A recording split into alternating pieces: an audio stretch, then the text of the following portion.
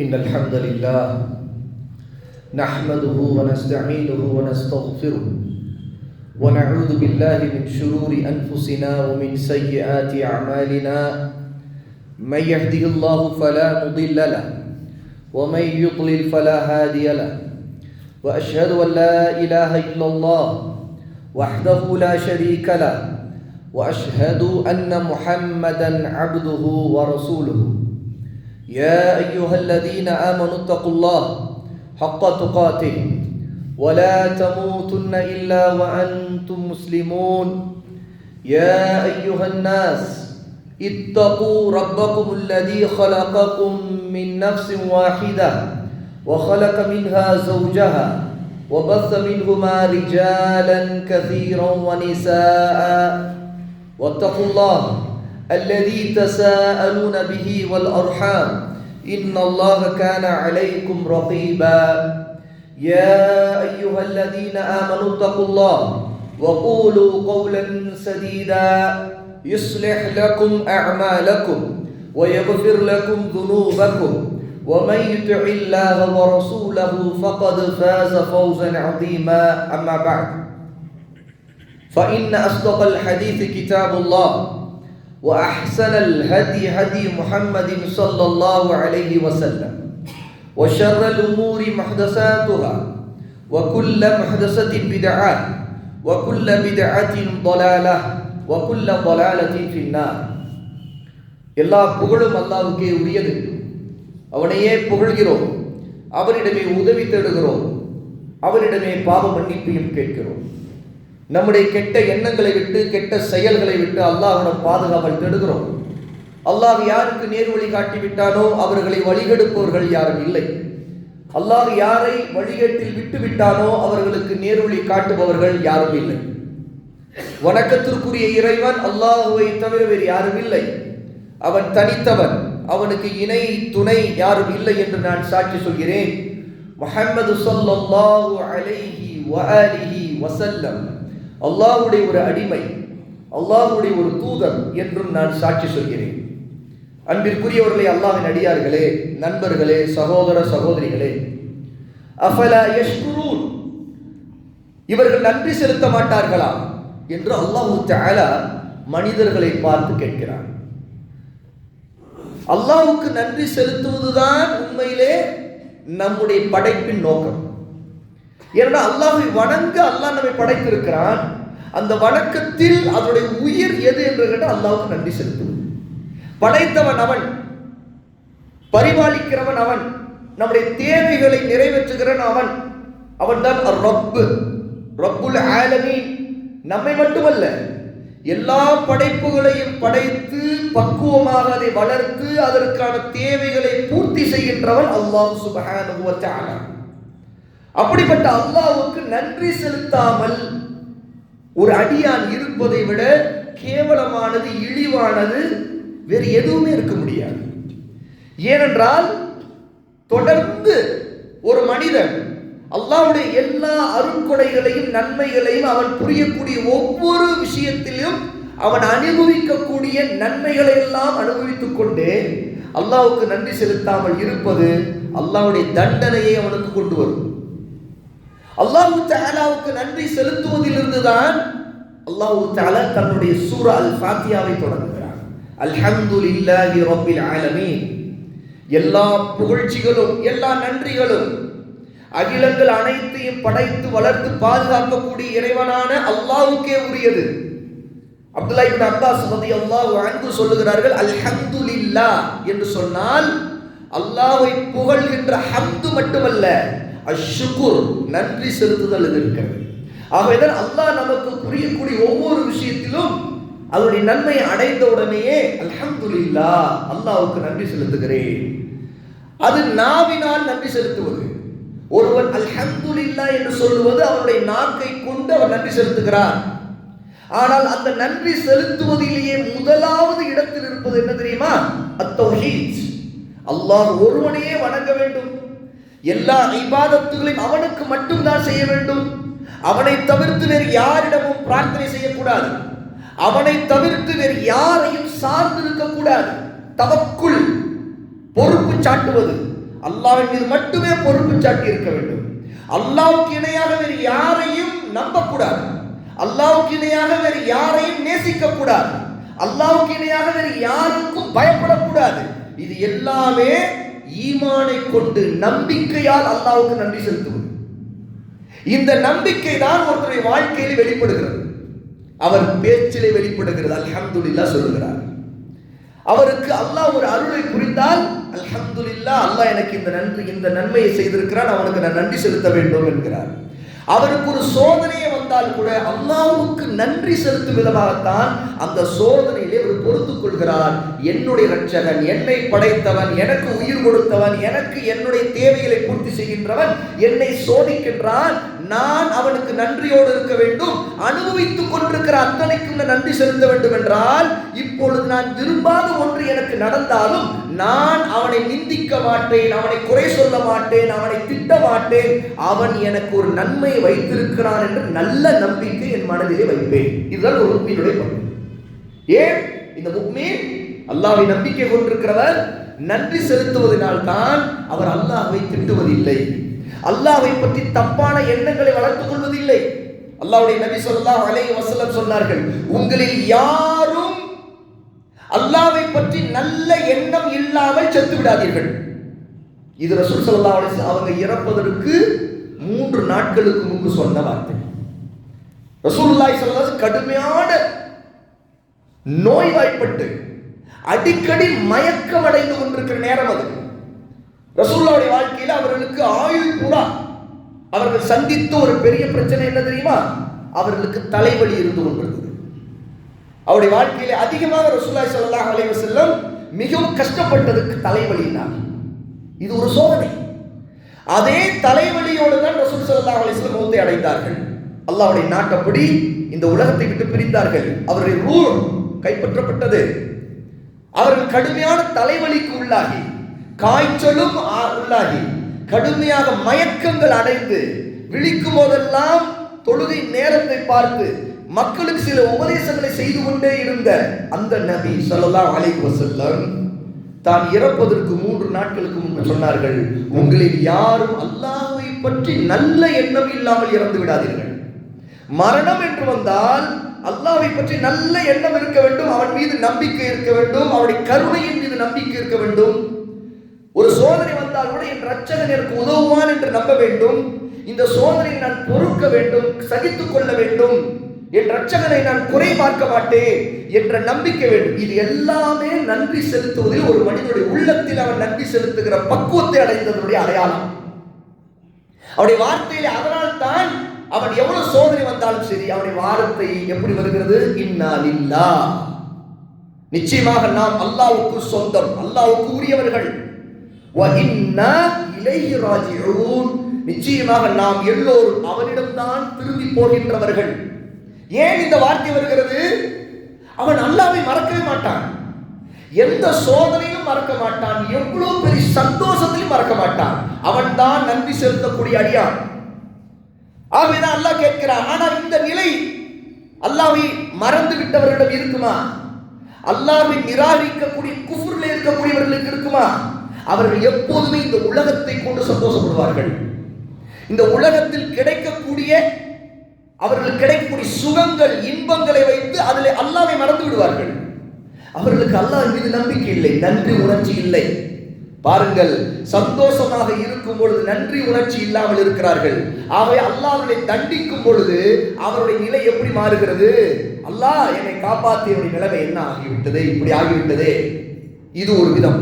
இன்னொன்று, கடவுளே உனக்கு கண் இல்லையா, இப்படி எங்களை சோதிக்கிறாயே, இப்படி எங்களுக்கு கேடு நடந்திருக்கிறதே, இதையெல்லாம் நீ பார்த்து கொண்டுதான் இருக்கிறாயா என்று அவர்கள் சொல்வார். ஏனென்றால் அவர்கள் குஃப்ர் இருக்கிறது, இறை நிராகரிப்பு இருக்கிறது, அவர்கள் நன்றி உள்ளவர் அல்ல. ஆனால் முஃமினுடைய நிலை அப்படி அல்ல. முஃமின் எந்த நிலையில் நன்றி செலுத்தக்கூடியவனாக இருப்பான்? அல்லாஹ்வுடைய ஹிக்மத், அவனுடைய ஞானத்தின் மீது அவனுக்கு நம்பிக்கை இருக்கும். அவனுடைய காரியத்தில் எதுவா இருந்தாலும் அவன் சரியானதை செய்வான், நீதியானதை நிலைநாட்டுவான். அவனுடைய காரியத்தில் இதிலே அல்லாஹ் என்ன நாடுகிறான் என்பது நமக்கு தெரியாமல் இருக்கலாம், ஆனால் அனைத்தும் அறிந்த அல்லாஹ் அறியாதவன் அல்ல.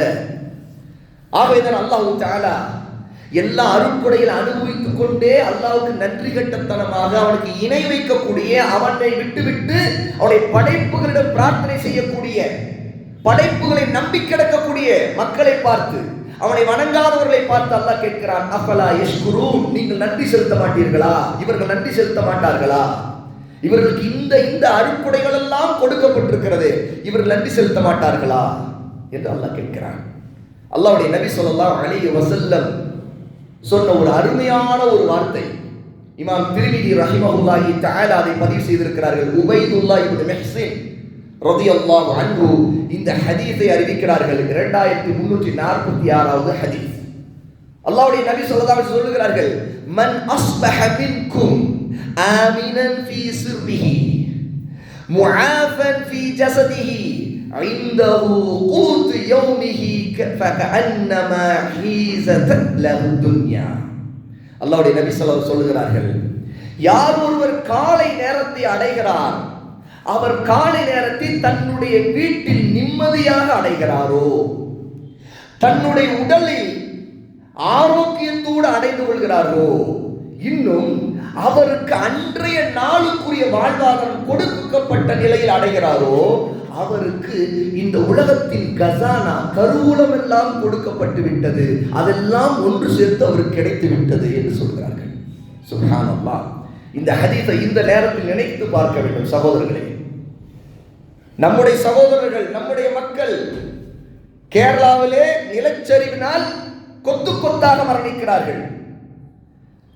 அப்படி ஒரு காட்சியை நாம் பார்க்கிறோம். இன்னொரு பக்கம் இந்த ஹதீஸை கேளுங்கள், யார் காலை நேரத்தில் தன்னுடைய வீட்டில் நிம்மதியாக கண் விழிக்கிறாரோ, அப்படி என்றால் என்ன? காலையிலே ஒருத்தர் தன்னுடைய வீட்டில் நிம்மதியாக கண் விழிப்பது அல்லாஹ்வுடைய பெரிய அருள். இரண்டாவது, அவருடைய உடல் ஆரோக்கியத்தோடு கண் விழிக்கிறார். ஏனென்றால் அது எல்லோருக்கும் கிடைப்பதில்லை. வீட்டிலே கண் விழிக்கிறார் ஒருவர், ஆனால் நிம்மதி இல்லை. ஏன்? ஆரோக்கியம் இல்லை. அன்றைய நாள் அவருக்கு வாழ்வாதாரம் கேள்விக்குரியது. அவருடைய நிலைமை என்ன இருக்கும்? ரசூலுல்லாஹ் 3 விஷயங்களை சொல்லுகிறார்கள். காலையிலே நிம்மதியாக வீட்டில் கண் விழிப்பது. எத்தனையோ பேர் வீதிகளில் கிடக்கிறார்கள். எத்தனையோ பேர் அவர்கள் நிலநடுக்கத்தில் செத்து போய் அவருடைய காலை நேரம் எப்படி அடைகிறார்கள்? அல்லாஹ் தஆலா பல காஃபிர்களை பற்றி சொல்லும் பொழுது அவர்கள் காலை நேரத்தில் முகம் கூப்புற தண்டிக்கப்பட்டிருந்தார்கள். இரவு நேரத்தில் அவர்களுக்கு வேதனை வந்தது. காலை நேரம் எப்படிப்பட்ட நேரம்? அதிலும் அந்த நேரத்தில் ஒருத்தர் நிம்மதியாக வீட்டிலே அவர் கண் விழிக்கிறார் என்றால் அவருக்கு அல்லாஹ் புரிந்த அருள் சாதாரணமானதல்ல. இரண்டாவது விஷயம், அந்த அருளோடு சேர்த்து அவருடைய உடலில் ஆரோக்கியமும் அவருக்கு இருக்கிறது. இதுவும் சாதாரணமானதல்ல. மூன்றாவது விஷயம், அன்றைய நாளில் அவருக்கு தேவையான ரிஸ்க்குக்கு அவருக்கு பயமே இல்லாமல் இருக்கிறது. எல்லாம் அவருக்கு இருக்குது. அன்னைக்கு அவருக்கான ரிஸ்க் இருக்கிறது. இந்த 3 நிலையில் ஒருவர் காலை அடைந்து விட்டார் என்றால் ரசூலுல்லாஹி ஸல்லல்லாஹு அலைஹி சொல்லுகிறார்கள், அவருக்கு இந்த உலகத்தின் செல்வங்கள், உலகத்தின் கருவூலம், கசானா அவருக்கு ஒன்று சேர்த்து கொடுக்கப்பட்டிருக்கிறது என்று சொல்லுகிறார்கள். இதை நாம் உணர்ந்திருக்கிறோமா? யார் நாடோடியாக துரத்தப்பட்டு அகதிகளாக ஆக்கப்பட்டு நம்முடைய பாலஸ்தீன சொந்தங்களுடைய நிலைமையை நினைத்து பாருங்கள். இந்த ஹதீஸுடைய மகத்துவம் தெரியும். நம்முடைய நிலைமையை அல்லாஹ் எப்படி வைத்திருக்கிறான்? அதே நேரத்தில் அதே ஈமான் கொண்ட மக்கள் காலை நேரத்தை அவர்கள் நிம்மதியாக வீட்டிலே அவர்கள் கண் விழிக்க முடியாது. என்றால் அவர்கள் வீடு இருக்கிறதா என்பது அவர்களுக்கு தெரியாது. அவர்கள் கண் விழிப்பார்களா என்பது அவர்களுக்கு தெரியாது. அந்த வீட்டின் மீது குண்டு போடப்பட்டிருக்கலாம், அல்லது பக்கத்து வீட்டில் குண்டு போடப்பட்டிருக்கலாம். அந்த குண்டு இவர்கள் மீது விழாமல் போயிருக்கலாம், அல்லது அவர்களில் பலர் உறுப்புகள் இழந்திருக்கலாம், ஆரோக்கியம் இல்லை, ரத்த கலரியாக இருக்கலாம், அவருடைய குழந்தைகளை இழந்திருக்கலாம். அல்லாஹ் அக்பர். அந்த சோதனை எவ்வளவு பெரிய! அப்படி இறந்தவர்களுக்கு அல்லாஹ் தஆலா ஷஹீதுடைய அந்தஸ்தை கொடுப்பானாக. ஈமானோடு இருந்தால் அந்த ஷஹீதுடைய அந்தஸ்தை அல்லாஹ் தஆலா கொடுத்து விடுவான். நினைத்து பாருங்கள், ரசூலுல்லாஹ் சொல்லக்கூடிய இந்த வார்த்தை, இந்த காலத்தில் நாம் எவ்வளவு சோதனைகளை, எதிரிகளை கொண்டும் சோதனைகளை பார்க்கிறோம். பாலஸ்தீனத்தை போல யூத அக்கிரமக்காரர்கள் நம்முடைய மக்களை கொல்லுகிறார்கள். இன்னொரு பக்கம் அல்லாஹ் தஆலா சில சோதனைகளை முஃமின்களுடைய அந்தஸ்து உயர்த்தவோ அல்லது படிப்பினை பெற வேண்டும் என்பதற்காக கொடுப்பான். இப்போ வயநாட்டில் நடப்பதை போல நடந்ததை போல. ஒரு பக்கம் எதிரிகளால் நடக்கிறதையும் நாம் பார்க்கிறோம், இன்னொரு பக்கம் எதிரிகளால் அல்ல, அல்லாஹ்வுடைய விதியால், அல்லாஹ்வுடைய நாட்டத்தால், அல்லாஹ் என்ன நாடினாலும் அதை செய்து விடுகிறான், அதை பார்க்கிறோம். இந்த ரெண்டு நிலையிலிருந்து தப்பித்து விட்டு காலையிலே கண் விழித்திருக்கிறோம் என்று உடலுக்கு ஆரோக்கியம் இருக்கிறது. இன்னைக்கு உள்ள ரிசுக்கு பயம் இல்லை, எனக்கு உள்ள ரிசுக்கு இருக்கிறது, என்னிடம் இவ்வளவு பணம் இருக்கிறது, நான் சாப்பிட முடியும், வீட்டிலே சமைக்க முடியும், அரிசி இவ்வளவு இருக்கிறது. சுப்ஹானல்லாஹ். ரசூலுல்லாஹ் சொல்றாங்க, உங்களுக்கு உலகத்தின் செல்வங்கள் கசானாக்கள் சேர்த்து ஒன்று சேர்த்து கொடுக்கப்பட்டிருக்கிறது. இந்த 3 அருட்கொடைகள் இருந்தால் இதனுடைய மகத்துவம், இதனுடைய அருமையை இப்போது நினைத்து பார்க்க வேண்டும். அங்க இருக்கிற மக்களுடைய நிலைமை என்ன? எந்த நேரத்தில் குண்டு தங்கள் மீது விழுமோடு அந்த சப்தத்தை கேட்டுக் கொண்டிருக்கிற நிலை, அவர் வீட்டிலே காலையில் நிம்மதியாக கண்பிடிக்கிற நிலை இருக்குமா? அல்லது அவர்கள் எத்தனை பேர் நோய் நொடிக்கு ஆளாகி, எத்தனை பெண்கள் தன்னுடைய மாதவிடாய்க்கு துணியை இல்லாமல், அவர்களுக்கு தேவையான நாப்கின் இல்லாமல் கஷ்டப்படுகிறவர்கள், அவருடைய நிலைமை எப்படி இருந்திருக்கும்? எத்தனை குழந்தைகளுடைய நிலைமை எப்படி இருக்கும்? சுப்ஹானல்லாஹ். யோசித்து பாருங்க, அல்லாஹ் நமக்கு எப்படி அருள் புரிந்திருக்கிறான், நம்முடைய குடும்பத்திற்கு எப்படி அருள் புரிந்திருக்கிறான், நம்ம எப்படி அமைதியான பாதுகாப்பான வாழ்க்கையை கொடுத்திருக்கிறான், எவ்வளவு நமக்கு ரிசுக்கை அல்லாஹ் தஆலா நம்முடைய கஷ்டங்கள் இல்லாமல் நமக்கு தேவையான ரிசுக்கை கொடுத்து விடுகிறான். இதற்கெல்லாம் நன்றி செலுத்துவது யார்? அல்லாஹ் கேட்கிறான், அஃபலா யஷ்குரூன், நீங்கள் நன்றி செலுத்த மாட்டீர்களா, இவர்கள் நன்றி செலுத்த மாட்டார்களா என்று அல்லாஹ் தஆலா கேட்கிறான். அல்லாஹ் சுப்ஹானஹு வ தஆலா சூரா லுக்மான் அலைஹிஸ்ஸலாத்து வஸ்ஸலாம் தன்னுடைய மகனுக்கு அறிவுரை சொன்னதை பற்றி அல்லாஹ் சொல்லுகிற இடம் அது. அந்த அறிவுரை என்ன என்பதை எல்லாம் சொல்லுவதற்கு முன்பு லுக்மான் அலைஹிஸ்ஸலாத்து வஸ்ஸலாம் என்கிற மிகப்பெரிய ஆலிம், அவர் ஒரு நபி அல்ல, அவர் ஒரு பெரிய ஆலிம், ஆனால் ஒரு கருப்பர். அவருடைய வாய் உதடுகள் வெடிச்சு இருக்கும், தட்டையாக இருக்கும், முகம் தட்டையாக இருக்கும், குள்ளமாக இருப்பார், கருப்பாக இருப்பார், முடி சுருண்டு இருக்கும். பார்க்க அவரை யாரும் நேசிக்க மாட்டார்கள், விரும்ப மாட்டார்கள். அவருடைய தோற்றம் கவர்ச்சிகரமானது அல்ல. அவருடைய நிலையும் மற்றவர்கள் மதிக்கப்படுகிற நிலை அல்ல. ஏன் தெரியுமா? லுக்மான் அலைஹிஸ்ஸலாத்து வஸலாம் ஒரு பெரிய ஆலிம், ஆனால் அவர் ஒரு அடிமை. அவர் ஒரு எஜமானருக்கு கீழே கட்டுப்பட்டு ஒரு வேலைக்காரராக இருக்கிறார். வேலைக்காரர் என்று சொல்லுகிற வார்த்தையை விட மிகவும் மோசமான வார்த்தை தான் அடிமைங்கிற வார்த்தை. என்ற வேலைக்காரன் சுதந்திரமான மனிதன், அவனுக்கு நாம் பணம் கொடுத்தா வேலை செய்வான், பணம் கொடுக்க மாட்டேன்னு சொன்னா கிளம்பி போய்விடுவான், தொழிலாளி போய்விடுவான், நான் வேலைக்கு வர முடியாதுங்க என்று அவன் சொல்லுவான். ஆனால் அடிமை என்பவர் எஜமானனுக்கு சொந்தமாக இருக்கக்கூடிய சொத்து. அப்படி என்றால் என்ன? அவர் தன்னை தானே சுதந்திரமாக்கிக் கொள்ள முடியாது. என எஜமானர் இவரை ஒரு சொத்தாக விலைக்கு வாங்கியிருப்பார். ஆகவே அந்த அந்த பணத்தை, எஜமானர் கேட்கக்கூடிய பணத்தை இவர் கொடுத்து விட்டு போக வேண்டும். எஜமானர் ஒரு விலையில இவரை வாங்கியிருப்பார். எஜமானர் சொல்லுவார், எனக்கு நீ இவ்வளவு விலை கொடுத்தாலும் உன்னை நான் விடுதலை செய்வேன் சொல்லுவார். அல்லது அவர் விரும்பினால் அவருக்கு விரும்பக்கூடிய விலையிலே அவர் வேற ஒருத்தருக்கு விட்டு விடலாம். இதுதான் அடிமையின் நிலை.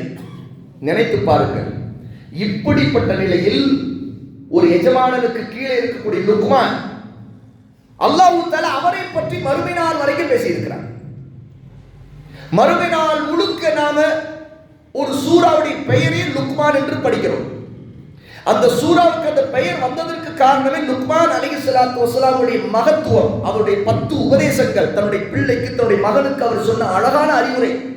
அதற்காக அல்லாஹ் தஆலா அந்த வரலாறை, லுக்மானுக்கும் மகனுக்கும் மத்தியில் நடந்த அந்த உரையாடலை, அந்த உபதேசத்தை அல்லாஹ் உலகம் முழுக்க கேட்கும்படி ஆக்கிவிட்டான். பாருங்கள், ஒரு மகனுக்கு அவர் உபதேசம் செய்கிறார். அவர் மற்றவர்களுக்கு முன்பு உபதேசம் செய்யவில்லை, மகனை கூப்பிட்டு தனியாக உபதேசம் செய்கிறார். அதை அல்லாஹ் பார்க்கிறார், யாரும் பார்க்கவில்லை. அல்லாஹ் விரும்பிவிட்டால் அந்த உபதேசம் உலகம் முழுக்க உள்ள எல்லாரும் படிக்க வேண்டும். ஆகவேதான் உலகத்திற்கு அல்லாஹ் இறக்கிய குர்ஆனிலே அல்லாஹ் மறுமை நாள் வரைக்கும் இறக்கி இருக்கிறார். அவ்வளவு அருமையான உபதேசம், 10 உபதேசங்களை அல்லாஹ் தஆலா சொல்லுகிறார். அந்த 10 உபதேசங்கள் என்ன என்பதை லுக்மான் சூறாவில் எடுத்து படியுங்கள் அல்லாஹ்வுடைய அடியார்களே. ஆனால் இந்த 10 உபதேசங்களை தன் மகனுக்கு அவர் சொல்லுவதற்கு முன்பு லுக்மானை பற்றி அல்லாஹ் சொல்லுவதுதான் அந்த விஷயமானது. وَلَقَدْ آتَيْنَا لُقْمَانَ الْحِكْمَةَ أَنِ اشْكُرْ لِلَّهِ وَمَنْ يَشْكُرْ فَإِنَّمَا يَشْكُرُ لِنَفْسِهِ وَمَنْ كَفَرَ فَإِنَّ اللَّهَ غَنِيٌّ حَمِيدٌ. அல்லாஹ் சொல்லுகிறான், وَلَقَدْ آتَيْنَا لُقْمَانَ الْحِكْمَةَ, லுக்மானுக்கு நாம் ஹிக்மத்தை கொடுத்தோம். அல் ஹிக்மா, ஞானத்தை கொடுத்தோம். விஸ்டம் அப்படி என்றால் என்ன? ஹிக்மா, ஞானம். ஞானம் என்றால் என்ன? தமிழிலே ஞானம் என்று சொன்னால் அப்படி சொல்லப்படுகிற மனிதரை என்ன சொல்வார்கள்? ஞானி, விஸ்டம் உள்ளவர், ஞானம், ஞானி. அவர் என்னத்திலே ஞானி? ஹராமானதிலே ஞானியா இருப்பான், அதிலே அவன் ஞானம் உள்ளவனாக இருப்பான். இசை ஞானி, இசையிலே இவன் ஞானம் மிக்கவர். வேறு ஏதோ ஒருத்தில் அவனுக்கு ஞானம் இருந்தால் அதிலே அவன் ஞானி. வானபூமியுடைய ஆராய்ச்சி, சூரியன் சந்திரனை பற்றி ஆராய்ச்சி, விஞ்ஞானி, விஞ்ஞானியா இருக்கிறார்.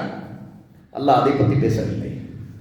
ஞானம் என்று அல்லாஹ் சொல்லக்கூடிய லுக்மானுக்கு அல்லாஹ் கொடுத்த ஞானம் என்பது என்ன தெரியுமா? அல்லாஹ் அனிஷ்குர் லில்லாஹ், அல்லாஹ்வுக்கு நன்றி செலுத்த வேண்டும் என்ற ஞானம். இதுதான் மகத்தானம். ஒருத்தன் எவ்வளோ பெரிய விஞ்ஞானியா இருக்கட்டும், அல்லாஹ்வுக்கு நன்றி செலுத்தக்கூடிய, அவனையே வணங்கக்கூடியவன் இல்லைன்னு வைங்க, அவன் எவ்வளவு கேவலமான மனிதன். அவனுக்கு அல்லாஹ் அவ்வளோ அறிவை கொடுத்திருக்கானே, இந்த உலகத்தை பற்றி, இந்த உலக இயங்குதலை பற்றி அவனால் சேட்டிலைட் விட முடிகிறது, அவனுக்கு அதை பற்றி நிறைய தெரிகிறது, அவனுக்கு இந்த உலகத்துடைய எவ்வளவு நுட்பமான விஷயங்கள் அவனுக்கு தெரிகிறது. ஆனா அல்லாஹ்வே அவனுக்கு தெரியவில்லை. அவனுக்கு நன்றி செலுத்த வேண்டிய இந்த அறிவு கொடுத்திருக்கிறானே, அவனுக்கு நன்றி செலுத்த வேண்டுகிற அறிவு அவனுக்கு இல்லை என்றால் அவன் எப்படி ஞானம் உள்ளவனாக இருப்பான்? சுப்ஹானல்லாஹ், யோசித்து பாருங்க. ஒருத்தனுக்கு உலக படிப்புல பெரிய ஞானம் இருக்கிறது, கணக்கிலே ஞானி, கணக்கிலே ஞானி, ஆனால் அவனுக்கு ஒரு கணக்கு தெரியவில்லை, ஒரே ஒரு கணக்கு தெரியவில்லை. அல்லாஹ் ஒருவன் தான்ங்கிற கணக்கு தெரியவில்லை, ஒன்னே ஒண்ணுங்கிற கணக்கு. சுப்ஹானல்லாஹ், என்ன அநியாயம் இது! சுப்ஹானல்லாஹ், எல்லா கணக்கு தெரியும், ஆனா அல்லாஹ் ஒருவன், இந்த ஒண்ணுங்கிற நம்பர் தெரியும் அவனுக்கு. அவன் என்ன ஞானி? அவனுக்கு ஞானம் இருக்குதா? அவனுக்கு வரவு செலவு கணக்கு போட தெரியுது, அல்லது வேற என்னென்னமோ உலக கணக்கெல்லாம் தெரியுது. ஆனா இந்த உலகத்தையே படைத்தவனை பற்றி ஒரே ஒரு கணக்கு, அல்லாஹ் ஒருவன், அல் வாஹித், அது தெரியல. அல்லாஹ் அல் வாஹித். ஆனா அரபியில ஒன்று என்று சொல்வதற்கு அல் வாஹித் தான். அல் வாஹித், வாஹிதுங்கிற நம்பர் ஒன் கணக்கு தெரிகிறது. ஆனா அல்லாஹ் தான் அனைத்தையும் படைத்தவன், அவன் ஒன் அப்படிங்கிறது தெரியல. என்ன ஞானம் அது? ஒருத்தனுக்கு நிறைய செல்வம் எல்லாம் இருக்குது, அவன் என்னென்னமோ செய்யறான், ஆனா அந்த செல்வத்தை கொண்டு அல்லாஹ்வுக்கு பிடிச்ச மாதிரி என்ன செய்யணும் அவனுக்கு தெரியல. சுப்ஹானல்லாஹ், என்ன அநியாயம்! மனிதர்களுக்கு என்னவெல்லாம் பிடிக்குமோ அதெல்லாம் செய்யறான், அந்த செல்வத்தை வாரி வாரி வாரி இறக்கிறான். ஒரு கல்யாணம் பண்ணா அவன் என்னென்னமோ செய்யறான், அவனுக்கே தெரியாத அவனுடைய கல்யாணத்தில் எவ்வளவு செலவாகுது, யார் யாருக்கு என்ன நடந்தது அவனுக்கே தெரியாது. ஆனா அவ்வளவு செலவழிச்சான். ஆனா அல்லாஹ்வுக்கு பிடிச்ச மாதிரி ஒரு கல்யாணத்தை எப்படி நடத்தி பிடிக்கணும் அவனுக்கு தெரியல. அவன் ஞானம் உள்ளவனா? அவன் ஒரு பெரிய முட்டாள். லுக்மான் அலைஹிஸ்ஸலாத்து வஸ்ஸலாம் பற்றி சொல்லுகிறான் அல்லாஹ், அவருக்கு நாம் ஞானத்தை கொடுத்தோம், ஹிக்மாவை கொடுத்தோம். என்ன? அனிஷ்குர் லில்லாஹ், அல்லாஹ்வுக்கு நன்றி செலுத்த வேண்டும் என்று. وَمَنْ يَشْكُرْ فَإِنَّمَا يَشْكُرُ لِنَفْسِهِ, யார் அல்லாஹ்வுக்கு நன்றி செலுத்துகின்றாரோ அவர் தனக்கு தானே நன்றி செலுத்திக் கொள்கிறார். சுப்ஹானல்லாஹ். ஏன் தெரியுமா ஞானம்? ஏன் தெரியுமா புத்திசாலித்தனம்? ஏன் அதுக்கு பேரு ஹிக்மத்னா, ஒருத்தன் அல்லாஹ்வுக்கு நன்றி செலுத்தினா அதனால அல்லாஹ்வுக்கு ஒண்ணு நடக்க போறது இல்ல, அவனுக்கு நன்மை. நீ நன்றி செலுத்தினா உனக்கு நன்மை, நீ தொழுதா உனக்கு நன்மை, நீ அல்லாஹ்வுக்கு கீழ்ப்படிந்தா உனக்கு நன்மை, நீ ஹராமை விட்டா உனக்கு நன்மை, நீ தர்மம் செய்தா நீ உனக்கு நன்மை, நீ உன்னுடைய மனைவியிடம் நல்ல விதமா நடந்தா அல்லாஹ் உனக்கு தான் அது நன்மை ஆக்குவான். உன் பிள்ளைகளை நல்லபடி வளர்த்துனா அது உனக்கு நன்மை. நீ எந்த அளவுக்கு நல்லபடி இருக்கிறியோ, நீ எப்படி மக்களை மன்னிக்கிறியோ அது உனக்கு நன்மை. நீ கோபத்தை கட்டுப்படுத்தினா அது உனக்கு நன்மை. சுப்ஹானல்லாஹ், இது ஞானம் தானே. அல்லாஹ் சொல்றான், وَمَنْ يَشْكُرْ فَإِنَّمَا يَشْكُرُ لِنَفْسِهِ, யார் அல்லாஹ்வுக்கு நன்றி செலுத்தினா அவர் தனக்கு தானே நன்றி செலுத்திக் கொள்கிறார்.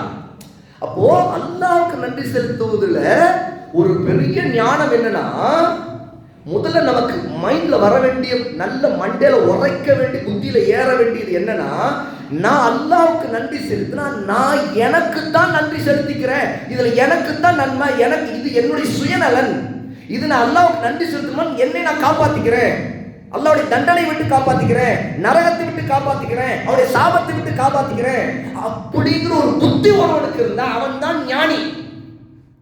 ஒருத்தர் அந்த புத்தி இல்லைன்னு வைங்க, அவனை விட முட்டாள் இருப்பானா? அல்லாஹ் நம்மை பாதுகாக்க வேண்டும். இந்த ஞானம் யாருக்கு இருந்ததா? லுக்மான் அலைஹிஸ்ஸலாத்து வஸலாமுக்கு இருந்ததா? இது அல்லாஹ் பேசுறான். அல்லாஹ் கொடுத்த ஞானம்ங்கிறான். நாம் அவருக்கு கொடுத்தோம் இந்த ஞானத்தை. என்ன? நன்றி செலுத்தினால் அவர் தனக்குத்தானே நன்றி செலுத்தி விடுகிறார். ஒமன் கஃபர, யார் அல்லாஹ்வை நிராகரித்து நன்றி கெட்டவனாக இருக்கிறாரோ ஃபைனல்லாஹ் கனியுன் ஹமீத், அல்லாஹ் அதற்கு தேவையில்லாதவன்.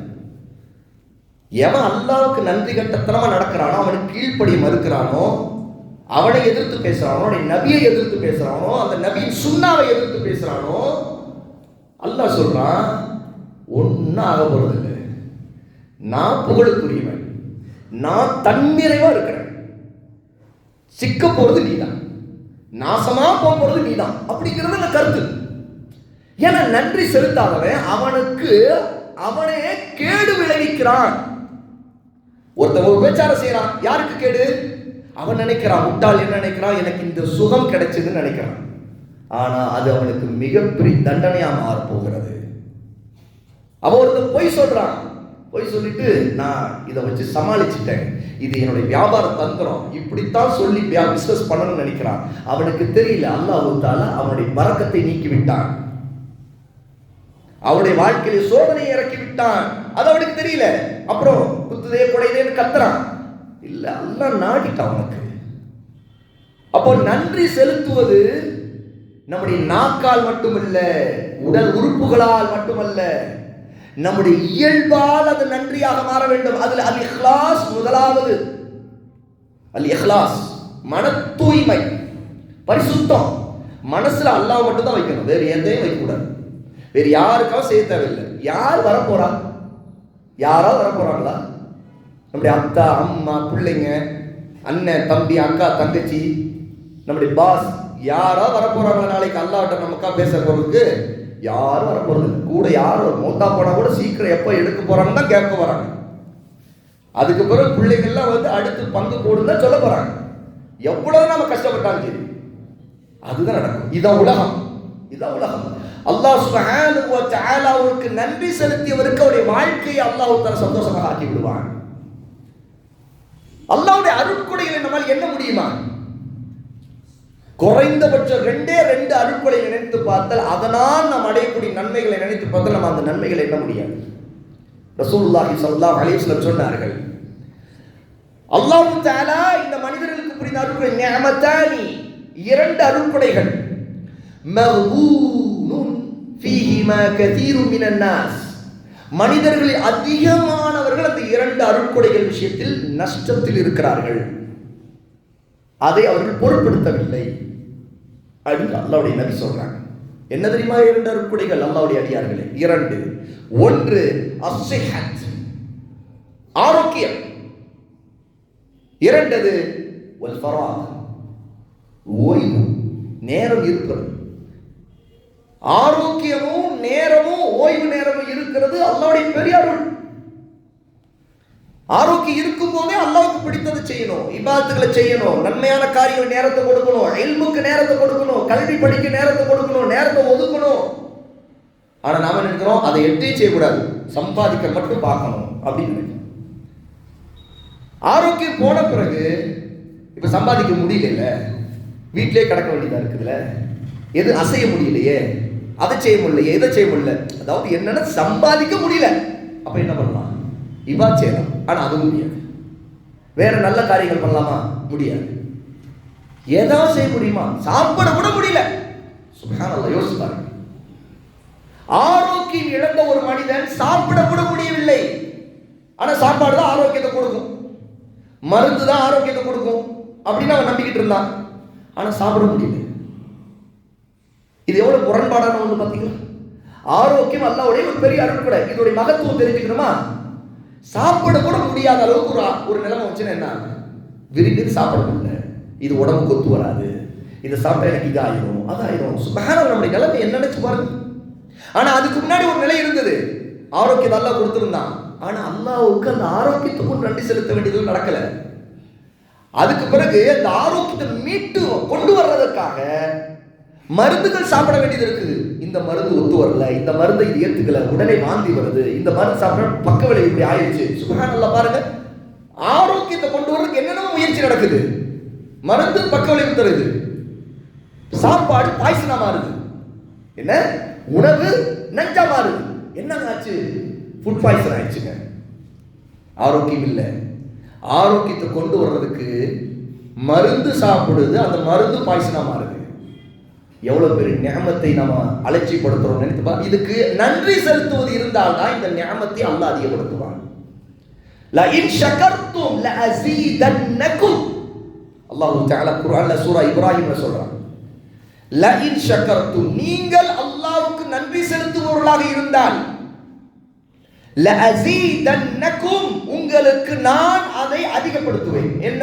அல்லாஹ் உங்களுக்கு என்ன நியமத்துகளை புரிந்திருக்கிறானோ, நமக்கு என்ன நியமத்துகளை புரிந்திருக்கிறானோ அந்த நியமத்துகளை அல்லாஹ் அதிகப்படுத்தி தருவான். அப்படி என்றால் என்ன? ஆரோக்கியம் இருக்கிறது, நன்றி செலுத்தினால் ஆரோக்கியம் இன்னும் அதிகரிக்கும். ஆரோக்கியம் இன்னும் அதிகரிக்கும். அப்படி என்றால் என்ன? நோய் குறையும். அப்படி என்றால் இன்னைக்கு நோயாளி மருத்துவம் பார்க்கிறார். முதல் மருந்து என்ன தெரியுமா? அஷ்குர், நன்றி செலுத்துதல். சுப்ஹானல்லாஹ். ஏன் அல்லாஹ் சொல்லுகிறான், நீங்க நன்றி செலுத்தினால் உங்களுக்குள்ள நன்மையை அதிகப்படுத்துவேங்கிறான், அல்லாஹ்வுடைய அருளை அதிகப்படுத்துவேன் அப்படிங்கிறான். ஆரோக்கியம் கொஞ்சம் இருக்குது, நோய் அதிகம் வந்துருச்சு, இப்ப நோயை குறைக்கணும், ஆரோக்கியம் அதிகரிக்கணும். என்ன பண்ணணும்? அல்லாஹ் ஆரோக்கியத்தை கொடுத்திருக்கான்ல கொஞ்சம், அந்த கொஞ்சம் ஆரோக்கியத்துக்கு அதிகமா நன்றி செலுத்தினா இந்த ஆரோக்கியம் அதிகரிக்கும், அதனால நோய் குறையும். நோய்க்கு நிவாரணம் தேட உடனே டாக்டர் ஞாபகம் வருது, அல்ல ஏதோ ஒரு மருந்து ஞாபகம் வருது நமக்கு, அதானே? அல்ல இந்த டாக்டர் கைராசி டாக்டர், முஸ்லீமா இருந்தா அவர் கை பறக்கத்தான டாக்டர், கை பறக்கத்து இருக்கிறது அவர்கிட்ட போன நடக்கணும். இதே ஷிர்க், இதுவே ஷிர்க். ஒரு டாக்டர் அவரிடம் அந்த கை பறக்கத்து இருக்குது, இது முஸ்லீம் அல்லாதவர்கள் கை ராசி என்று சொல்லுகிறார்களே இல்லையா, நம்புகிறார்களே இல்லையா? ஒரு மனிதனுக்கு ஏதோ ஒரு ராசி இருக்குது, அவர்கிட்ட போனா நடந்துருங்க, அவர்கிட்ட போனா அவர் ஒரு மருந்து கொடுப்பார், சாதாரண மருந்து கொடுப்பாருங்க, சும்மா ஒரு 100 ரூபா தானே பீஸ் வாங்குறாரு, அங்க போய் 1000 கணக்கில் செலவழிச்சிங்க, 100 ரூபா முடிஞ்சு போச்சு, அப்புறம் நல்லா ஆயிடுச்சுங்க, ஒண்ணுமே இல்லைங்க. இப்ப எது மேல, யார் மேல இப்ப நம்பிக்கை வந்துருச்சு? இங்கதான் ஷிர்க் வந்து. யார் மேல நம்பிக்கை வந்துச்சு? இந்த டாக்டர் மேல. அப்புறம் இந்த டாக்டருக்கு தாவா, இந்த டாக்டரைக்காக உள்ள ஒரு தாயா இவர் மாறிடுவார். அந்த டாக்டருக்கு போங்க, சரியா, நீங்க அவர்கிட்ட போங்க, அவர்கிட்ட ஒரு விஷயம் இருக்குதுங்க, ஏதோ இருக்குங்க, அப்படிங்க, அவர் என்னங்க செய்யறாருன்னு தெரியலைங்க, அவர் மருந்து அதெல்லாம் இதெல்லாம் இப்ப நான் சொல்றது இது முன்னாடி. இப்ப இன்னும் ஷிர்க்ல ட்ரெண்ட் வந்துருக்கு. அவர் தொடுவாருங்க, இப்படிதாங்க, அவர் இப்படிதான் தொடுவார், ஒரு விரலம் தொடுவாரு, அப்படியே கியூல நிற்பாங்க, அப்படியே கியூல நிற்பாங்க, அவர் தொடுவாரு, போங்க சரியாருன்னு சொல்லுவாரு, அப்படி ஆயிடுவாங்க. அப்படிப்பட்ட ஒரு டாக்டர், வைத்தியர், அவரு அப்படி நாடி இப்படி கை வச்சு பாருங்க, நான் கையை பிடிச்சி அமுக்கிறது கூட தெரியாதுங்க, அவர் வச்சுதான் பாக்குற மாதிரி இருக்குது, வச்சதும் தெரியல, தொட்டதும் தெரியல, எடுத்ததும் தெரியல, ஆனா நோய் போயிடுச்சு. அப்ப என்ன? அந்த டாக்டருக்கு அவ்வளவு ராசி இருக்குது. நம்ம மக்களா இருந்தா அவர் பறக்கத்தான், அவன ஒரு காபிரா இருப்பான், கை பறக்கத்து, காபிட்ட கை பறக்கத்து, இருந்தால் முஸ்லீமிடையே சொல்லக்கூடாது, அவர்கிட்ட கை பறக்கத்து இருக்குது. ஏன்னா அல் பரக்கத்து மினல்லாஹ், அல் பரக்கா, பரக்கத் என்பது அல்லாஹ்விடமிருந்து வருகிறது. ரசூலுல்லாஹி ஸல்லல்லாஹு அலைஹி வஸல்லம் சொன்னார்கள், அல் பரக்கத்து மினல்லாஹ், அல்லாஹ்விடமிருந்து தான் வருகிறது. அந்நிஅமத்து மினல்லாஹ், நிஅமத்துகள், அருட்கொடை அல்லாஹ்விடமிருந்து வருகிறது. எல்லாம் அல்லாஹ்விடமிருந்து வருகிறதுனா அவர்கிட்ட இருக்குது, இவர்கிட்ட இருக்குது, இந்த மருந்து சாப்பிடுங்க சரியா. இப்படி சொன்னாலே அங்கே அல்லாஹ் சோதனை வைப்பான். ஒருத்தர் அதை நம்பினாலே சோதனை வைப்பான். என்னங்க அப்படி சொன்னீங்க, நானும் அந்த மருந்து அப்படி சாப்பிட்டேங்க, என்ன பாடுபட்ட தெரியுமா, அப்படி நான் மாறி போச்சு நிலைமை, நீங்க என்னங்க அப்படி சொல்லிவிட்டீங்க, என்ன அல்லாஹ் சோதனை கொடுத்துருக்கான், தண்டனை. ஏன்னா அந்த மருந்தையும் நம்பிட்டான் அந்த மனுஷன். காப்பாற்றுவோம், அவர்கிட்ட போன நடந்துரும். அப்போ நன்றி உள்ளவர்கள் அல்ல இவர்கள். யார்? அஷ்ஷாஃபி, அல்லாஹ் சுப்ஹானஹு வ தஆலா. அஷ்ஷாஃபி, நிவாரணம் அளிப்பவன் அல்லாஹ் சுப்ஹானஹு வ தஆலா, மிக பரிசுத்தமானவன். தபாரக்கல்லதி பியதிஹில் முல்கு வ ஹுவ அலா குல்லி ஷைஇன் கதீர். எவனுடைய கையில் எல்லா பரக்கத்துகளும் இருக்கின்றதோ அவன் மிகவும் பரக்கத்தானவன். எல்லா ஆட்சி அதிகாரங்கள் இருக்கிறதோ அவன் மிக பரக்கத்தானவன். அல்லாஹ் மட்டும்தான் பரக்கத்தானவன். தபாரக், தபாரக், அல்லாஹ் மட்டும்தான் தபாரக். பேர்ல நம்ம முபாரக் பேர் வச்சுக்கலாம், பேர்ல ஒருத்தர் முபாரக் பேர் வச்சிருப்பார். அல்லாஹ் மட்டும்தான் உண்மையில பரக்கத்தை கையில் வைத்திருக்கின்றவன். தபாரக்கல்லதி பியதிஹில் முல்க், எல்லா ஆற்றல்களும் அதிகாரங்கள் எல்லாம் எவனுடைய கையில் இருக்கிறதோ அவன்தான் பரக்கத்தில் நிறைந்தவன். வஹுவ அலா குல்லி ஷைஇன் கதீர், அவன் எல்லா பொருள்கள் மீதும் பேராற்றல் மிக்கவன், ஆற்றல் உள்ளவன், வல்லமை மிக்கவன். அப்படி என்று அவனை நம்பினால் அது ஷுக்ர், அது தௌஹீத், அது இபாதத். அவனுக்கு கீழ்ப்படிவது இபாதத், அது நன்றி, அது நன்றி உணர்ச்சி. என் ரப்புக்கு நான் கீழ்ப்படிவேன், அவனுக்கு மாறு செய்ய மாட்டேன், அப்படி நினைக்கிறது நன்றி உணர்ச்சி. அவனுடைய நியமத்தை அணைந்த உடனே அந்த சந்தோஷத்தோட சஜிதாவில் விழுகிறது. சஜிதத்து ஷுக்ர், சஜிதத்து ஷுக்ர், ஷுக்ர் உடனே நன்றிக்காக சஜிதாவில் விழுவது ரசூலுல்லாஹ்வுடைய சுன்னah. அப்துல்லாஹ் பின் அவுஃப் ரலியல்லாஹு அன்ஹு ரசூலுல்லாஹ் ஒரு தடவை மதீனாவிலே நடந்து போய் கொண்டிருந்தார்கள். ரசூலுல்லாஹ் அவர்கள் முன்னே நடந்து கொண்டே போய் ஒரு பேரிச்ச மர தோப்பு இருந்தது, அந்த தோப்புக்குள்ளே நுழைந்து விட்டார்கள். ரசூலுல்லாஹ் வருகிற வரைக்கும் அப்துர் ரஹ்மான் இப்னு அவுஃப் ரலியல்லாஹு அன்ஹு காத்துக் கொண்டிருந்தார்கள். நீண்ட நேரமாகிவிட்டது. சஹீஹ் முஸ்லிமிலே இந்த செய்தி வருது. நீண்ட நேரமாகிவிட்டு அப்துர் ரஹ்மான் இப்னு அவுஃப் சொல்லுகிறார்கள், எந்த அளவுக்கு நான் பயந்து விட்டேன் என்றால், இவ்வளவு நேரம் ரசூலுல்லாஹ் இப்படி இருக்க மாட்டார்களே, ஒரு சில ரசூலுல்லாஹ்வுடைய ரூஹை, உயிரை அல்லாஹ் கைப்பற்றி விட்டானோ என்று நான் பயந்து விட்டேன். ஆகவே நான் தோப்புக்குள்ளே போனேன். ரசூலுல்லாஹ் ஸல்லல்லாஹு அலைஹி வஸல்லம் சஜிதாவிலே இருந்தார்கள். ரசூலுல்லாஹ் அப்துர் ரஹ்மான் இப்னு அவுஃப் பக்கத்திலே வந்த பிறகு தலையை தூக்கினார்கள். கேட்டார்கள், என்ன ஆகிவிட்டது அப்துர் ரஹ்மான் என்று கேட்டார்கள். யா ரசூலுல்லாஹ், நான் பயந்து விட்டேன், என்ன ஆகிவிட்டது, நீண்ட நேரமாக உங்களை காணவில்லையே, உங்களுடைய ரூஹ் பறிக்கப்பட்டு விட்டதோ என்று பயந்து விட்டேன். அப்பொழுது ரசூலுல்லாஹ் சொன்னார்கள், ஜிப்ரீல் எனக்கு சொன்னார், என்னிடம் வந்து சொன்னார், உங்களுடைய இறைவன், உங்களுடைய இரட்சகன் சொல்லுகிறான், என்ன, உங்கள் மீது யார் ஸலவாத்து சொல்லுகிறாரோ அவர் மீது அல்லாஹ் அருள் புரிவான். உங்கள் மீது யார் சலாம் சொல்லுகிறாரோ அல்லாஹ் அவருக்கு சலாமை போடுவான். என்ன, அல்லாஹ் அவருக்கு நிம்மதியை கொடுப்பான், அமைதியை கொடுப்பான் என்று என்னுடைய இரட்சகன் எனக்கு சொல்லி இருப்பதாக. ஆகவே உங்கள் இரட்சகனுக்கு நன்றி செலுத்துங்கள் என்று ஜிப்ரீல் எனக்கு சொன்னார். ஆகவே அதை கேட்ட உடனேயே நான் சஜிதாவிலேயே விழுந்து விட்டேன். சுப்ஹானல்லாஹ். எவ்வளவு நேரம் சஜிதா? அப்துல்லாஹ் பின் அவுஃப் நினைக்கிறார்கள், ரசூலுல்லாஹ் மௌத்தா போயிட்டாங்களோ, ஏதோ ஆயிடுச்சா அப்படி நினைக்கிறாங்க. இது ஒண்ணு ஸலாத்து ஷுக்ர் தொழ வேண்டும். ஏதோ அல்லாஹ் நமக்கு ஒரு நன்மை கிடைக்கிறது, 2 ரக்காத் ஸலாத்து ஷுக்ர், நன்றி செலுத்துவதற்காக 2 ரக்காத். ஒன்று சஜிதா, அதுக்கு ஒது தேவையில்லை, உடனே இருக்கிற இடத்தில் நின்று அப்படியே சஜிதாவில் விழுவது. இன்னொன்று 2 ரக்காத் தொழுது அல்லாஹ்வுக்கு நன்றி செலுத்துவது, அல்லாஹ்வை புகழ்வது, அவனால் அனுபவிக்கின்ற நன்மைகளை, அவனால் கிடைக்கின்ற அருட்கொடைகளை மக்களுக்கு நினைவூட்டுவது. ரசூல் ஸல்லல்லாஹு அலைஹி வஸல்லம் நினைவூட்டினார்கள். ஃபஜ்ர் முடிக்கிறாங்க ஒரு தடவை, இரவு மழை பெய்திருந்தது. ரசூலுல்லாஹ் மக்களுக்கு அங்கே உட்கார்ந்தவாறே சொன்னார்கள், இன்று இரவு சிலர் முஃமின்களாக ஆனார்கள், சிலர் காபிர்களாக ஆகிவிட்டார்கள். மழை பெய்திருந்ததா, யாரெல்லாம் அல்லாஹ்வின் கருணையாலும் அவருடைய தயவாலும் எங்களுக்கு இந்த மழை பொழிந்தது என்று சொன்னார்களோ அவர்கள் நட்சத்திரங்களை நிராகரித்து விட்டு, கோள்கள், கிரணங்கள், இந்த வானிலை அதனால் நடந்துச்சுங்க, அந்த புயல் வந்துச்சு, அதனால தான் மழை பெய்ச்சு, இல்லாட்டி மழையே இருந்திருக்காதுங்க அப்படின்னு சொல்றாங்களா இல்லையா மக்கள்?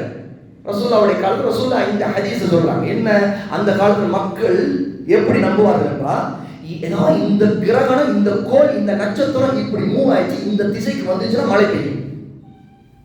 இப்ப நம்ம மக்கள் சொல்றாங்க, இந்த மேகம் வந்துச்சா மழை பெய்யுங்க, இந்த மேகம் நச்சு மழை பெய்யும், அதனாலதான் பார்த்துட்டு இந்த மேகம் வரணும், வந்தா மழை பெய்யும். அப்ப நம்பிக்கை எங்க போகுது? இதனால நடக்குது, அதனால நடக்குது. அப்ப அல்லாஹ் தான் மனுஷன் ரசூலுல்லாஹ் சொல்றாங்க, யாரெல்லாம் இன்று இரவு இந்தந்த நட்சத்திரங்களால் எங்களுக்கு மழை பெய்தது என்று சொன்னார்களோ, முதலாவது விஷயம் அல்லாஹ்வால் எங்களுக்கு மழை பெய்தது, அவருடைய கருணையால் தயவால் மழை பெய்தது என்று சொன்னார்களோ, அவர்கள் நட்சத்திரங்களை நிராகரித்து விட்டார்கள், அல்லாஹ்வை ஈமான் கொண்டு விட்டார்கள். யாரெல்லாம் இந்தந்த கோள்கள், இந்தந்த நட்சத்திரங்கள், இந்தந்த வானிலையால் எங்களுக்கு மழை பெய்தது அப்படின்னு சொல்கிறார்களோ, ரசூலுல்லாஹ் சொன்னார்கள், அவர்கள் அல்லாஹ்வை நிராகரித்து விட்டார்கள், அந்த நட்சத்திரங்களை ஈமான் கொண்டு விட்டார்கள். ஏன் ரசூலுல்லாஹ் இதை நினைவூட்டுகிறார்கள்? அல்லாஹ்வுக்கு நன்றி செலுத்துவது என்பது, அல்லாஹ் என்னென்ன அருள்களை புரிந்து கொண்டிருக்க, என்னென்ன கிடைக்குது, அல்ஹம்துலில்லாஹ் நன்றி செலுத்த வேண்டும். அதனால தான் நமக்கு மட்டுமல்ல சகோதரர்களே, யாரோ ஒருத்தர் அவருக்கு ஒரு நன்மை நடக்கிறது, என்ன சொல்ல வேண்டும்? மாஷா அல்லாஹ் என்று சொல்ல வேண்டும். ஏன்? அல்லாஹ்வுக்கு நன்றி செலுத்துவது அவருக்கு நினைவூட்ட வேண்டும். நாம் நினைத்துக் கொள்ள வேண்டும், அல்லாஹ் நாடியது இது அவருக்கு கிடைச்சிருக்குது, மாஷா அல்லாஹ் என்று சொல்ல வேண்டும். இதை சொல்லாதவன் என்ன செய்வான்? அவன் பொறாமை பிடிச்ச பேய், சைத்தானாக இருப்பான்.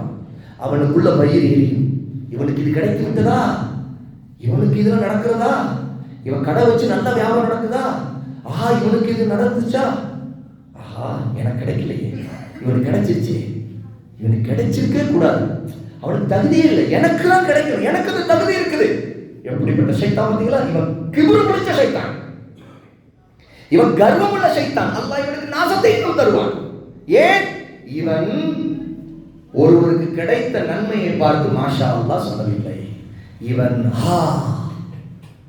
இவன் வயிறு எரிகிறது, இவனுடைய ஹசத், பொறாமை அது வெளிப்படுகிறது.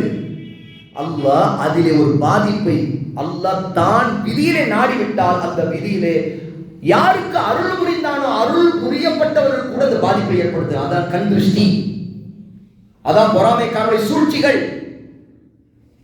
அல்லாஹ்வோட பாதுகாப்பு தேடுகிறோமா இல்லையா? மின் ஷர்ரி ஹாசிதின் இதா ஹஸத், பொறாமைக்காரனின் பொறாமை விட்டும் அல்லாஹ்வுடைய பாதுகாப்பு தேடுகிறேன். ஏன்? நன்றி செலுத்துபவர்கள் எப்போதுமே அல்லாஹ்வின் பக்கம் திரும்புவார்கள். இந்த உலகத்தின் பொருள்கள் பக்கம் திரும்ப மாட்டார்கள், மனிதர்களின் பக்கம் திரும்ப மாட்டார்கள். மனிதர்கள் நன்மையை பார்த்தால் மாஷா அல்லாஹ், அல்ஹம்துலில்லாஹ், பாரக்கல்லாஹ், அல்லாஹ் உங்களுக்கு பரக்கத் செய்வானாக என்று சொல்லிவிட்டு போவார்கள். அவர்களுக்கு அந்த பொருள்கள் உள்ளத்திலே வந்து உட்கார்ந்து கொள்ளாது, அவர்களுக்கு ஏக்கம் வராது. ஏனென்றால் அவர்கள் ஏங்குவதெல்லாம் அல்லாஹ்வின் பக்கம். அல்லாஹ்விடம் உதவி தேடுவார்கள். தங்களுடைய தேவைகள் தங்களுக்கு சிறந்து அல்லாஹ் கொடுப்பான் என்று நம்புவார்கள். அவர்தான் நன்றி செலுத்தக்கூடியவர்கள் அல்லாஹ்வுடைய அடியார்களே. அவை நன்றி செலுத்துகின்ற உணர்வு ஒரு உண்மையுடைய மகத்தான பண்பு. அவன் அல்லாஹ்வை நம்பிக்கை கொண்டிருப்பவருடைய மிகச்சிறந்த அடையாளம். அல்லாஹ்வுக்கு நன்றி செலுத்தக்கூடியவனாக இப்லீஸ் இருந்திருந்தால் அல்லாஹ்வுடைய கட்டளை கீழ்ப்படிந்து ஆதமுக்கு சஜ்தா செய்ய சொன்னதை செய்திருப்பான். ஏனென்றால் அவன் ஒரு காலத்தில் ஜின்களுக்கு தலைவனாக இருந்தவன், மலக்குகளின் கூட்டத்தில் தங்க வைக்கப்பட்டவன். ஆனால் அவன் ஜின் இனம், அவன் ஒரு ஜின். ஆனால் அல்லாஹ் அவனை எப்படி கண்ணியப்படுத்தி இருந்தான் தெரியுமா? மலக்குகளின் கூட்டத்தில் அல்லாஹ் அவனை வைத்திருந்தான். என்றால் அவன் அல்லாஹ்வை வணங்கி கொண்டிருந்தான். அல்லாஹ்வை வணங்கி கொண்டிருந்தும் கூட ஒருவன் நன்றி கெட்டவனாக எப்பாவான் தெரியுமா? அல்லாஹ் கீழ்ப்படிய மறுத்தான், ஆணவம் பிடித்தான், அகங்காரத்தோடு பேசினான், பெருமை அடித்தான். அவன் எவ்வளவு பெரிய வணக்கசாலியாக இருந்தாலும் சரி, ஆளாளப்பட்ட இப்லீஸா இருந்தாலும் சரி, அல்லாஹ் தூக்கி வீசினான் அவனை. அவன் ஏன்? சொர்க்கத்தில் இருந்தவன் இங்க வீசிட்டான். அப்படின்னா என்ன? நன்றி செலுத்தாதவன் அவனுக்கு கிடைக்கின்ற அருட்கொடைகளை அல்லாஹ் நாடும் காலம் வரைக்கும் தான் அனுபவிக்க முடியும்.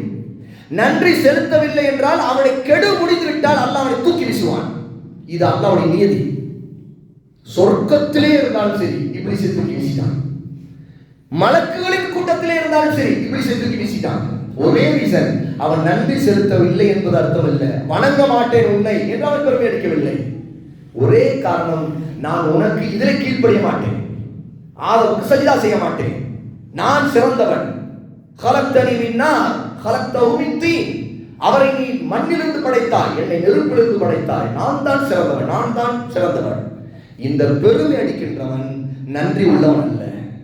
நன்றி உள்ளவன் எப்போதுமே அல்லாஹ் தனக்கு புரிந்த அருட்கொடைகள், அல்ஹம்துலில்லாஹ், அல்லாஹ்வால் நான் இதை அடைந்திருக்கிறேன், அல்லாஹ் சொன்னா நான் செய்வேன், அவ்வளவுதான், அதுதான் என் லைஃப், அப்படி நினைக்கிறவன் தான் முஃமின். அப்ப அல்லாஹ்வுடைய அடியார்களே, அல்லாஹ் நம் அனைவரை மன்னிப்பானாக. நன்றி செலுத்தக்கூடிய நல்லோர்களில் நாம் ஆவோமாக. லுக்மான் அலைஹிஸ்ஸலாத்து வஸ்ஸலாம் அவர்களை பற்றி இந்த செய்தி இருக்கிறது. ஒரு பெரிய செய்தி அதுல என்ன தெரியுமா? அல்லாஹ் அவருக்கு கொடுத்த ஞானம் நன்றி செலுத்த வேண்டும் என்பது. ஆனால் அந்த நன்றி செலுத்துவதற்கு தேவையான அனைத்தையும் அடைந்த பதவியிலே அந்தஸ்திலே இருந்தவர் அல்ல அவர். அவர்கிட்ட பணம் இருந்ததா? இல்லை. அல்லது அழகு இருந்ததா? இல்லை. அந்தஸ்து இருந்ததா? இல்லை. ஏன்னா அவர் ஒரு அடிமை. இவர் சம்பாதித்தால் அந்த பணம் எஜமானர் கைக்கு தான் போகும், இவர் கூலி வாங்க முடியும். அப்படின்றால் என்ன? சுபஹானல்லாஹ், நினைச்சு பாருங்கள். பணமும் இல்லை, எதுக்குமே எஜமானர் போய் நிற்கணும். சாப்பாடா? எஜமானே சாப்பாடு போடுங்க, அவர்கிட்ட தான் நிற்கணும். அந்தஸ்து அதுவும் இல்லை, சுதந்திரம் இல்லை. நாம் எல்லாம் சுதந்திரவான்கள். நாம் எவ்வளவு நன்றி செலுத்த வேண்டியவர்கள். நாம் சுதந்திர மனிதர்கள். நினைத்து பாருங்கள், ஒரு நாள் ஒரு அடிமையாக, அந்தஸ்திலே ஒரு கேவலப்பட்ட மனிதனாக மக்கள் எல்லாம் பார்க்கிறதில் ஒருவனுக்கு அடிமையாக இருக்கிறது. நாம் நினைத்து பார்ப்போமா? நமக்கு முடியாது. இன்னொன்று, அவர்கிட்ட பணமும் இல்லை, அந்தஸ்தும் இல்லை, கவர்ச்சியும் இல்லை. ஒரு உடல்வாகு பார்க்க வெள்ளையா இருக்கிறார், பார்க்க அப்படியே அவர் பார்த்தோட இருக்கும், அப்படிப்பட்ட மனிதர். அவருக்கு பெண் கேட்க வழியில வரிசையில வந்து நிற்பார்கள், அப்படியா? இல்லை. லுக்மானுக்கு அந்த அழகும் இல்லை. குள்ளம், உதடு கருத்து, முகம் கருத்து, தோல் கருத்து, மண்டை வீங்கி போய் மூக்கு சப்பையாகி இப்படி அவரின் தோற்றம் இருந்திருக்கிறது. மக்கள் எல்லாம் இவர் லுக்மான் இப்படிதான் இருப்பார் என்று சொல்வார்கள். ஆனாலும் சுப்ஹானல்லாஹ், அவர் நன்றி செலுத்தக்கூடிய ஞானம் உள்ளவராக இருக்கிறார். நன்றி செலுத்துவதற்கு என்னென்ன தேவை இருக்குமோ அது எதுவுமே இல்லை, ஆனால் நன்றி செலுத்துகிறார். அல்லாஹ்வை வணங்குகிறார், அல்லாஹ்வுக்கு கீழ்ப்படுகிறார், ஹராமை விட்டு விலகுகிறார், மக்களுக்கு உபதேசம் செய்கிறார், மக்களை அல்லாஹ்வின் பக்கம் அழைக்கிறார், தன் மகனுக்கு செய்ய வேண்டிய கடமையை செய்கிறார், மகனுக்கு உபதேசம் செய்கிறார். எவ்வளவு அருமையான மனிதர். இதுக்கும் அவர் நபி அல்ல. அந்தஸ்து, உயர்ந்த அந்தஸ்து என்ன? நபி அந்தஸ்து. நபியும் அல்ல, ஆனால் அல்லாஹ் தஆலா அவர் ஒரு பெரிய ஆலிம், அவர் ஒரு ஃபகீஹ், அவருக்கு அவர் ஒரு அல்லாமா, இல்முள்ளவர். ஆகவே அல்லாஹ் தஆலா அவரை புகழ்ந்து பேசுகிறான். அவரை வர்ணித்துத்தான், அவர் நன்றி உள்ள மனிதர் என்பதை சொல்லித்தான் அல்லாஹ் தஆலா அவர் தன் மகனுக்கு செய்த உபதேசத்துடைய வரலாறை சொல்லி காட்டுகிறார். ஆகவே நன்றி உணர்ச்சி நம்முடைய அந்தஸ்தை அல்லாஹ்விடம் உயர்த்தும். நன்றி உணர்ச்சி அல்லாஹ்விடம் நமக்கு கிடைக்கக்கூடிய அருளை அதிகப்படுத்தும். இல்ல அஸீதன்னக்கும், உங்களுக்கு நான் அதிகப்படுத்துவேன் என்று அல்லாஹ் தஆலா சொல்கிறான். நன்றி உணர்ச்சி நம்முடைய நோயை போக்கும். நன்றி உணர்ச்சி நம்முடைய வீட்டில் இருக்கிற ஃபித்னாவை ஒழிக்கும். நன்றி உணர்ச்சி இபாதத்துகள் மூலமாக நம்முடைய உள்ளம் அமைதி பெறும். நன்றி உணர்ச்சி இருக்கிறதை அல்லாஹ் நமக்கு புரிந்துக்கூடிய அருட்கொடைகளை நம்மால் எண்ண முடியாத அளவிற்கு அவனுடைய மகிமையை நினைத்து சந்தோஷப்படும். நன்றி உணர்ச்சி தான் நமக்கு வரக்கூடிய சோதனைகளில் அல்லாஹ் எனக்கு கொடுத்ததை கொண்டு நான் சந்தோஷப்படுகிறேன் என்ற மனதை கொடுக்கும். இல்லைன்னா என்ன, எனக்கு இது கிடைக்கல, அது கிடைக்கல, அவளுக்கு அது கிடைச்சி, இது கிடைச்சிச்சு, அவ இப்படி இருக்கிறா, அவ இப்படி இருக்கா, அவ அப்படி, என் ஃப்ரெண்ட் இப்படி போய் இப்படி இருந்தா, ஆனா இப்படி ஆயிட்டா, நான் இப்படி ஆயிட்டேன், இந்த புலம்பல் இருக்காது. நன்றி உணர்ச்சி உள்ளவர் அல்லாஹ்வுக்கு சுக்ர் செய்வன் புலம்ப மாட்டான். அவருக்கு தெரியும் இந்த துன்யா நிரந்தரம் அல்ல, அல்லாஹ் தன் நாடியதை செய்வான், எனக்கு சிறந்ததை செய்வான், எனக்கு எது கொடுத்தானோ அதுதான் எனக்கு சிறந்தது, எதை அல்லாஹ் கொடுக்கவில்லை அது எனக்கு தீமையானது. என்னுடைய அந்தஸ்துக்கு ஏற்ற மாதிரி கொடுத்திருக்கிறான், என் தக்வாவுக்கு ஏற்ற மாதிரி கொடுத்திருக்கிறான், என் இபாதத்துக்கு ஏற்ற மாதிரி கொடுத்திருக்கிறான். நான் பலவீனமானவன், என்னுடைய இபாதத்து பலவீனமானது, ஈமான் பலவீனமானது, நான் பாவி என்ற உணர்வு ஒருவனுக்கு இருக்கும். ஆனா நன்றி செலுத்தாதவன், நான் என்னங்க, நான் பெரிய ஆளுங்க, நான் என்னங்க குறை, என்கிட்ட என்னங்க குறை, நான் இப்படி இருக்கு, என்ன என்னுடைய திறமைங்க, நான் இவ்வளவு பெரிய பிசினஸ் வளர்த்திருக்கேன், இப்படி பண்ணிருக்கேன், அப்படி பண்ணிருக்கேன். காரூன் பேசினான். காரூன், ஹாமான், அல்லாஹ் அவங்களுக்கு பெரிய செல்வத்தை கொடுத்தான். காரூனுடைய கசானாக்களுடைய சாவியை தூக்குவதற்கு ஒரு படை வேண்டும். காரூனுடைய கசானாவுடைய சாவியை தூக்குறதுக்கு ஒரு படை வேண்டும்னா அவனுக்கு எவ்வளவு பெரிய செல்வம் இருக்கும். என்ன சொன்னான்? இது எல்லாம் என் அறிவால் வந்தது. பெருமை அடிச்சு, இதெல்லாம் என் திறமை, இதெல்லாம் ஏன் திறமை. இன்னும் சிலர் இது என் பாட்ட மூட்டை மூட்டை முப்பாட்டன், இவங்களுடைய எங்களுடைய காந்தான், எங்களுடைய இது அது. நோ, நவுதுபில்லா, அல்லாஹ் நம்மை பாதுகாக்க வேண்டும். இதுதான் நமக்கு நாமே அழிவை கொண்டு வரக்கூடிய வார்த்தை. அல்லாஹ்வுக்கு கோபத்தை ஏற்படுத்தி விடும். ஒருத்தர் இந்த வார்த்தையில பேசினா அல்லாஹ் கோபப்படுவான். நான் கொடுத்து விட்டு நீ பெருமை அடிக்கிறியா என்று அல்லாஹ் சொல்கிறான். அல்லாஹ்வுடைய அடியார்களே, நன்றி செலுத்தக்கூடிய நல்லவர்களை அல்லாஹ் நம்மை அனைவரும் ஆக்குவானாக. ஆமீன் யா ரப்பல் ஆலமீன்.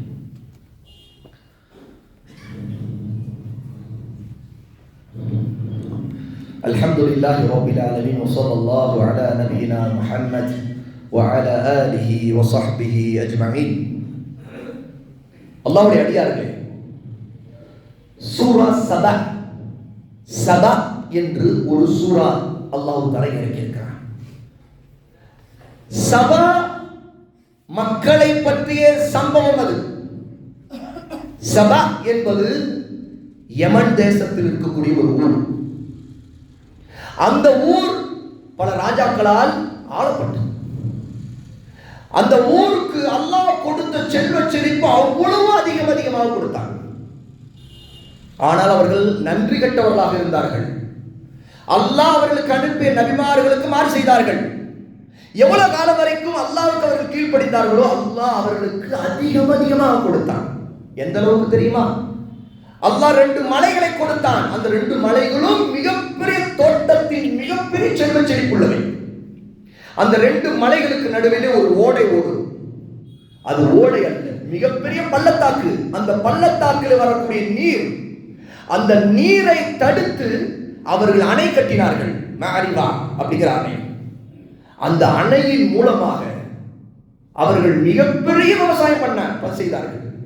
அவர்கள் உழைப்பு இல்லாமலே அவர்களுக்கு கொட்டோ என்று அவர்களுக்கு கனி வர்க்கங்கள் கொட்டியது, தானியங்கள் விளைந்தது. சுப்ஹானல்லாஹ். இந்த சம்பவத்தை அல்லாஹ் தஆலா சொல்லுகிறான். லகத் கான லிஸபஇன் ஃபீ மஸ்கனிஹிம் ஆயா. அல்லாஹ் சொல்கிறான், சபாவுடைய மக்கள் விஷயத்தில் அவர்கள் தங்கி இருந்த இடங்கள், இதிலே உங்களுக்கு ஒரு அத்தாட்சி இருக்கிறது, ஒரு நல்ல அறிவுரை ஆதாரம் இருக்கிறது, உங்களை சிந்திப்பதற்கான புத்திமதி இருக்கிறது. அல்லாஹ் சொல்கிறான், ஜன்னதானி அன் யமீன் வ ஷிமால். வலப்பக்கமும் இடப்பக்கமும் அவர்களுக்கு தோட்டங்கள் இருந்தது. இப்னு அப்பாஸ் ரலியல்லாஹு அன்ஹு சொல்றாங்க, வலப்பக்கம் ஒரு பெரிய மலை, இடப்பக்கம் ஒரு பெரிய மலை, சாதாரண மலை அல்ல. அந்த மலை முழுக்க தோப்புகள் தான். எந்த அளவுக்கு என்றால், கதாதா ரலியல்லாஹு ரஹிமஹுல்லாஹ், இப்னு அப்பாஸ் அவர்களுடைய மாணவர் தாபிஈ, அவர் சொல்லுகிறார், அவர்களுக்கு அல்லாஹ் கொடுத்திருந்த செல்வம் எப்படிப்பட்டது என்றால், இந்த தோட்டங்களுக்குள்ளே அந்த கனிகளை எடுக்க வேண்டும் என்பதற்காக ஒரு பெண் ஒரு காளி கூடையை தன்னுடைய தலையிலே வைத்துக் கொண்டு நடந்து உள்ளே போய் அங்கே விழக்கூடியவற்றை பொறுக்கலாம் என்று அவள் உள்ளே போனால் அவள் பொறுக்கவே முடியாது, பொறுக்கவே தேவையிருக்காது. ஏன்? அந்த காளி கூடை அவளுக்கு உள்ளே நடந்து போய் வந்தால் அந்த கூடை நிரம்பிவிடும். அப்படி கொட்டும் அவளுக்கு. அவர்கள் கூடையை வைத்துவிட்டு கீழே பொறுக்கி கூடையில போட வேண்டியது இருக்காது. இதுதான் அல்லாஹ் அவர்களுக்கு புரிந்த மிகப்பெரிய செல்வ செழிப்பு. இந்த 2 மலைகளுக்கு மத்தியில் அவ்வளவு பெரிய செல்வத்தை அல்லாஹ் அவர்களுக்கு கொடுத்திருந்தான். அல்லாஹ் சொல்கிறான், குலு மின் ரிஸ்கி ரப்பிக்கும். உங்கள் ரப்பிடமிருந்து அல்லாஹ் கொடுத்திருக்கிற ரிஸ்கை நீங்கள் உண்ணுங்கள். வஷ்குரு லஹு. அவனுக்கு நன்றி செலுத்திக் கொண்டே இருங்கள். அவனுக்கு கீழ்ப்படியுங்கள், அவனையே வணங்குங்கள், தொழுங்கள், அல்லாஹ்வுடைய கட்டளைகளுக்கு கீழ்ப்படியுங்கள், ஹராமை செய்யாதீர்கள், அல்லாஹ்வுக்கு நன்றி செலுத்துங்கள் என்று சொல்றான். பல்தத்து தய்யிபத்துன். அல்லாஹ் தஆலா சொல்றான், ரப்பு கஃபூர். இன்னும் உங்களுக்கு சுத்தமான பரிசுத்தமான ஒரு பகுதியை, பிரதேசத்தை கொடுத்து உங்க இரட்சகர் உங்களுக்கு கருணை காட்டி இருக்கிறானே, அந்த கருணைக்கு நீங்கள் நன்றி செலுத்த வேண்டும். அல்லாஹ்வுடைய அடியார்களே, நீங்களும் மலையிலே இருக்கிறீர்கள். இந்த மலைக்கு எங்கிருந்து மக்கள் வருகிறார்கள்.